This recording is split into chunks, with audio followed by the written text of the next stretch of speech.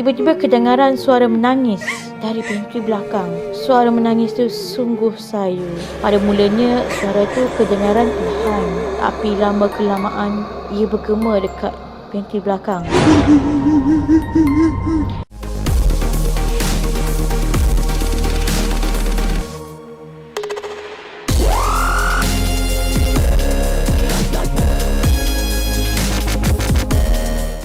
Assalamualaikum dan selamat sejahtera. Selamat bertemu kembali bersama dengan kami. Pernah tak kepada yang dah pernah ataupun kepada yang bekerja di pejabat, pernah tak korang mengalami perkara-perkara mistik ataupun perkara-perkara seram? Oleh itu, lepas ini saya akan share 5 kisah misteri yang pernah terjadi kepada yang pernah bekerja di pejabat.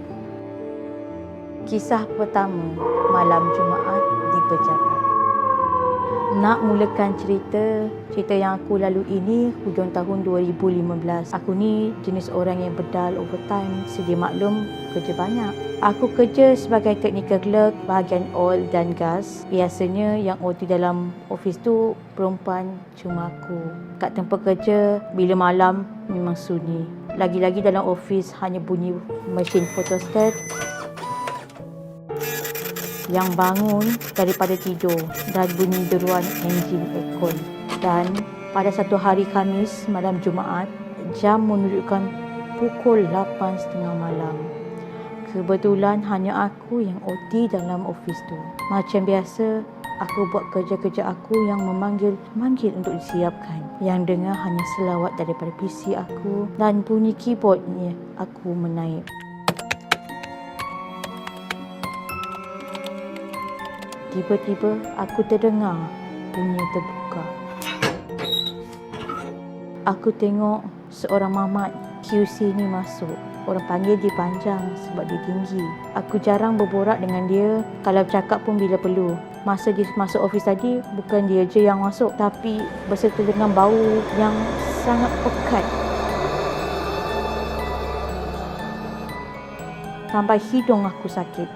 Dalam hati aku, takkanlah mamat ni nak sembuh perfume perempuan pula. Aku pun diam je sambung buat kerja. Aku tengok mamak tu duduk diam je kat tempat dia, tak buat apa-apa. Aku tak tegur pun sebab malas kan, sebab nak fikir nak siapkan kerja. Hampir setengah jam, rasa macam tak sedap hati sebab mamak tu diam, dia duduk dan tak bergerak. Aku bertanya, "Jang, kau OT ke? Balik pukul berapa ni?" Dipandang je tanpa jawab soalan aku. Sambil ketuk meja, aku rasa macam cakap dengan dinding. Aku berseloroh. Aku ni jenis cepat panas hati kalau aku tanya orang tak jawab. Panjang dia cakap, "Aku tak balik." Aku mula rasa seram sebab dia jawab macam bukan suara dia. Walaupun aku seorang yang berani hati, menggelodak rasa tak sedap hati sebab rasanya main lain macam. Aku dah pelik sebab dalam office tu ada aku dengan dia je.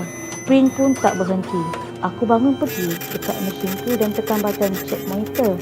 Niat hati tengoklah nama PC siapa yang print. Aku kuatkan lagi semangat tak tengok kertasan keluar tu. Bila aku tengok kertas tu kosong je. Aku toleh dia, mamat tu dah tak ada. Mana dia pergi? Kalau dia keluar, mesti dengar bunyi pintu kan? Masa tu aku punya seram. Aku ambil beg dan lari keluar dari office. Macam tak cukup kaki. Rasa nak menangis semua ada. Dalam perjalanan balik, aku buka radio kuat-kuat. Tekan minyak ke main laju. Sampai rumah, mak tegur aku, "Kenapa muka kau pucat?" Aku jawab tak ada apa-apa. Kebesokan harinya, aku ceritalah kejadian semalam dekat member aku seorang ni. Dia terkejut sebab si mamat tadi tengah cuti balik kampung. Aku punyalah takut waktu tu. Siapa dengan aku malam semalam? Sampai sekarang aku tak dapat jawapan.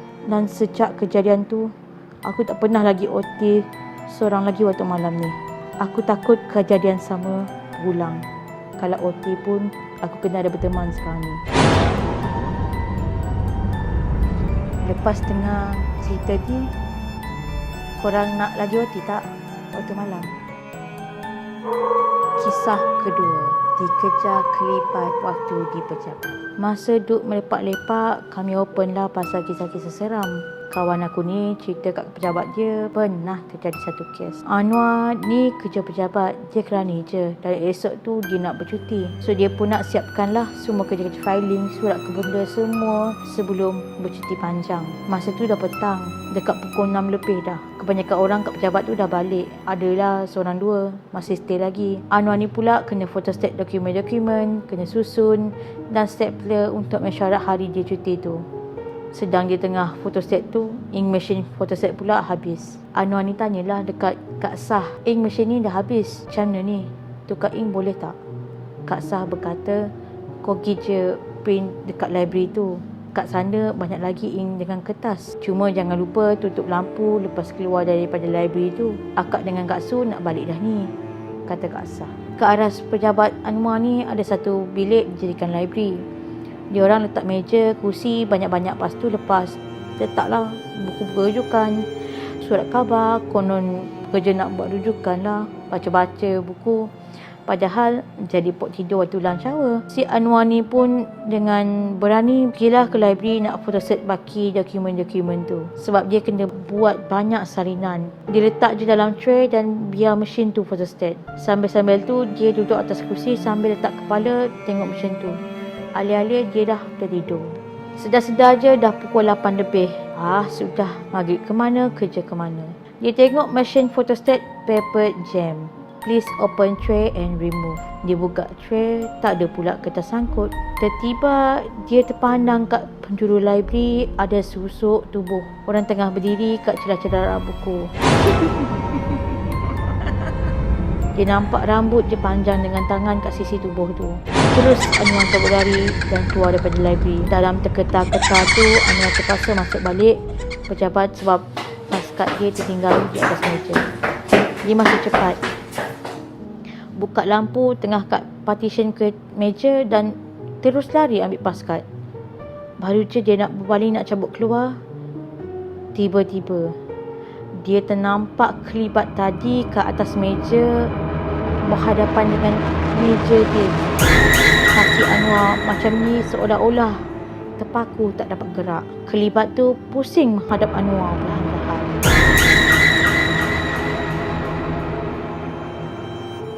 Anwar nampaklah rupa budak tu. Putih pucat, rambut panjang sampai pinggang, dengan mata terbeliak dan mulut tersenyum. Tiba-tiba dalam kepala Anwar terlintas satu je, iaitu lari.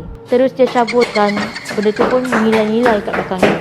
Masa dia lari, dia rasa macam benda tu terbang ikut dia kat belakang. Anwar terus keluar pintu, scan dan tekan lift. Teka-teka depan pintu lift. Lift pula buat hal masa tu.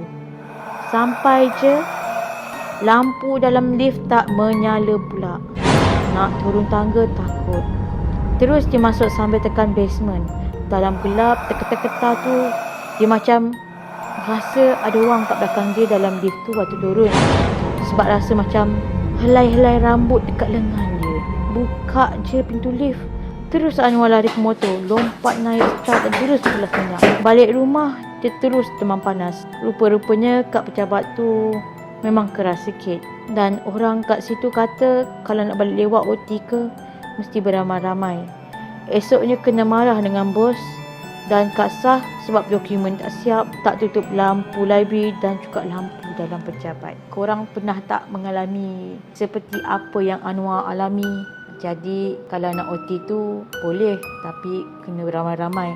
Lagi-lagi kalau you all tahu pejabat tu keras. Kisah ketiga, pengalaman di pejabat. Dekat luar, hari dah semakin senja. Sesudah siap, aku send email pada Encik Adha, tetapi kena reject lagi. Jauh di lubuk hati, hanya sumpah serangah aku dapat lontarkan ke atas diri sendiri. Kerana aku yang sanggup volunteer Kak Zaitun untuk siapkan senarai nama ni. Jam dinding dah menunjukkan pada pukul 8 malam. Ketakutan mula dirasai sebab kat tingkat ni cuma aku je yang available. Tapi apa yang korang fikir jika lagu PC korang tiba-tiba berhenti? Aku mula merasakan something is not right. Untuk pengetahuan korang, meja aku ni berdepan dengan bilik Kak Zaitun yang berdekatan dengan pintu masuk. Sedang aku concentrate dan menyiapkan senarai nama tersebut, tiba-tiba aku perasan sesuatu yang berwarna putih melintas pejabat kami di luar.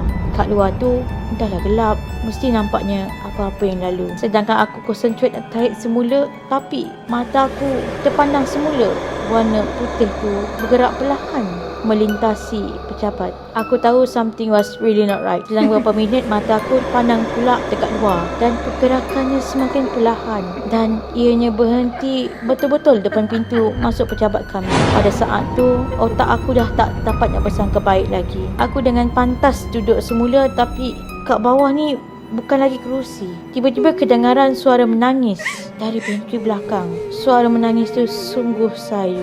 Pada mulanya suara tu kedengaran perlahan, tapi lama kelamaan ia bergema dekat pintu belakang.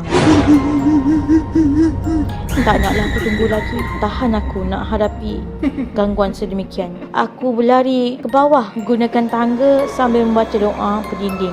Last selamat juga aku ke bawah. Naik kereta reverse nak keluar parking, mataku sempat memandang ke pejabat kat tempat tadi. Dan korang tahu tak, pejabat tu gelap seolah-olah lampu yang telah ditutup. Padahal aku tak sentuh suis pun.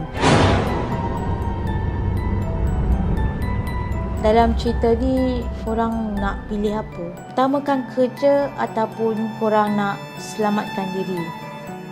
Kisah keempat, pejabat peribadi.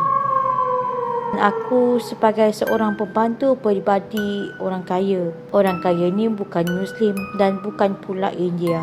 Macam biasa, siapa yang pernah bekerja dengan orang Cina dan pernah singgah office orang kaya Cina, mereka akan faham. Pejabat orang Cina terutamanya yang sangat mementingkan religion, memang akan ada banyak patung-patung Tuhan.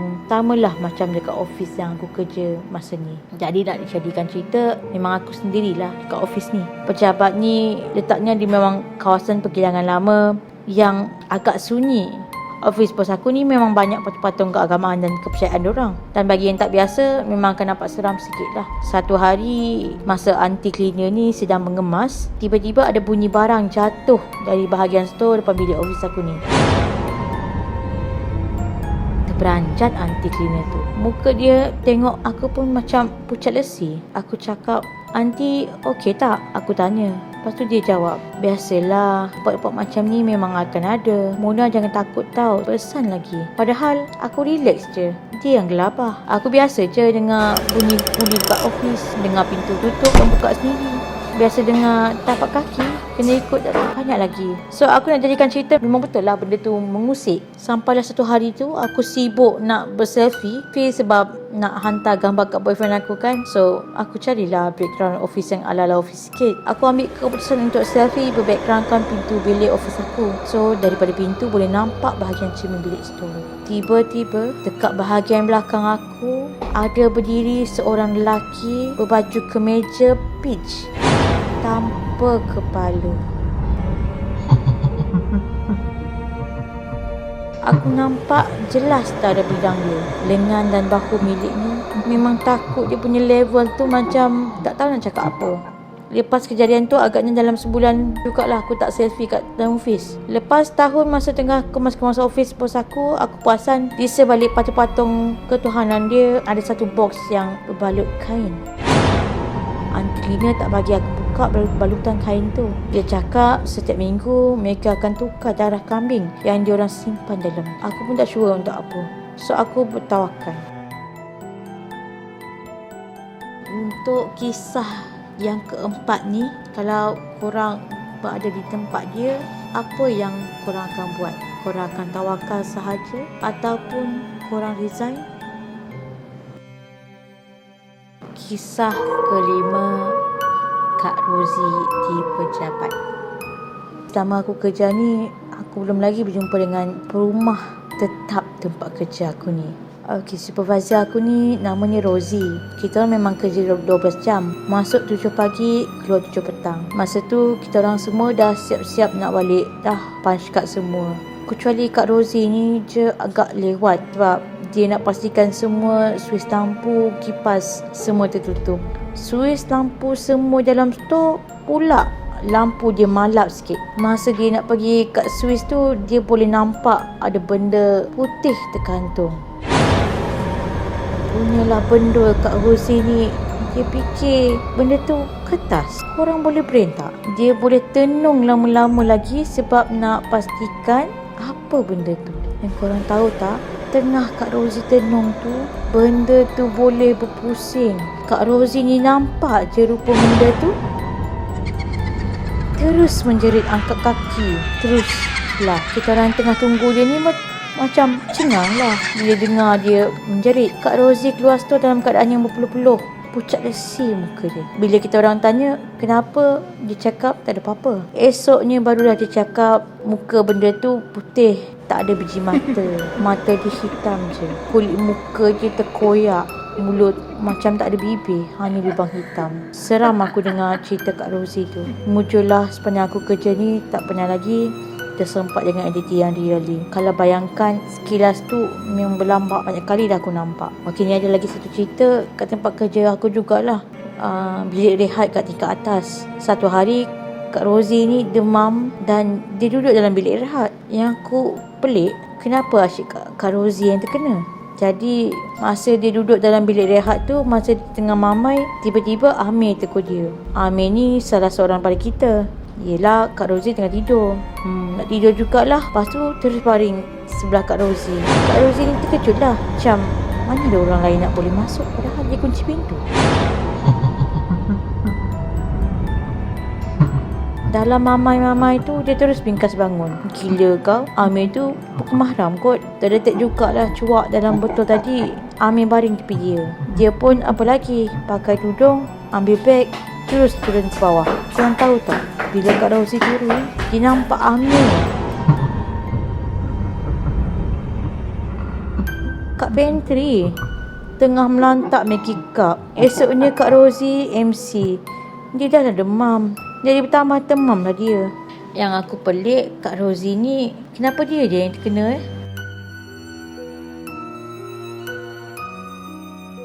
Kalau korang berada di tempat budak tadi, apa yang korang akan buat? Korang tak rasa pelik ke? Kenapa asyik Kak Rosie je yang kena? Korang ada lagi tak pengalaman-pengalaman yang seram ataupun terganggu, gangguan mistik? Korang boleh share ataupun korang boleh komen dekat komen di bawah. Jumpa lagi di video yang seterusnya pada minggu depan.